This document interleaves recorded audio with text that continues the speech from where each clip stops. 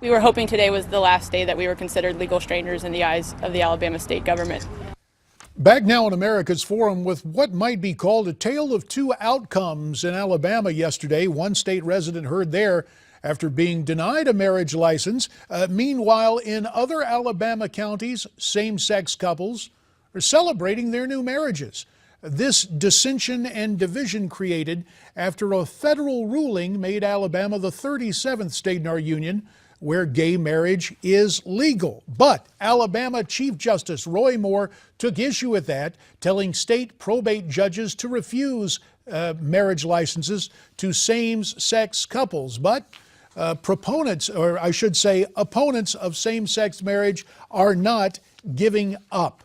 Mindful of that, let's bring in our political panel. On the right, our co-host this hour, the former congressman from Pennsylvania, Bob Walker, who joins us from Newsmax, Washington. And on the left, Josh Orton, Skyping in from Madison, Wisconsin, where he serves as the senior advisor for Progressives United.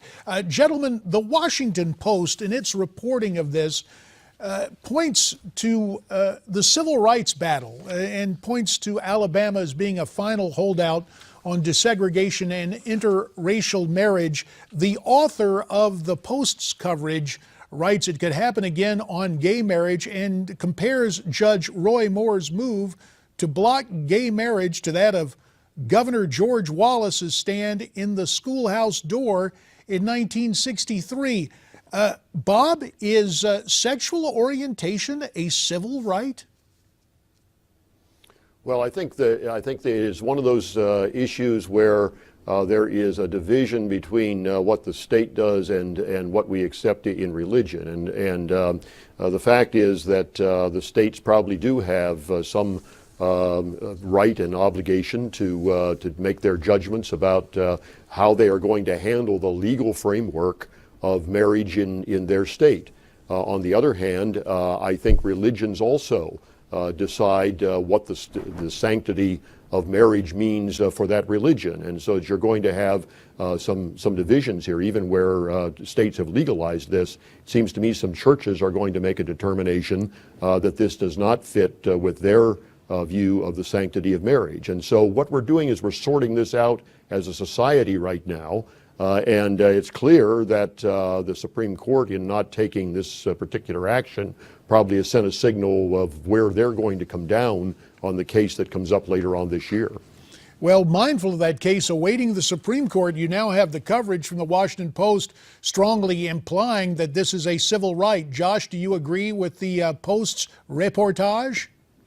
Well, I think this debate in this country is largely over. And I think, as the Congressman said, I agree. I think it's over with the Supreme Court, too. I think that we saw in the recent dissent that I believe it was Justices Thomas and Scalia are all but forecasting that the Supreme Court will come down and decide that same-sex marriage is a fundamental right, just as any other marriage that we already recognize in the country. So, I think that there is always going to be a holdout like this. I think it's actually a sign in some ways that we reached the point where this has become normalized.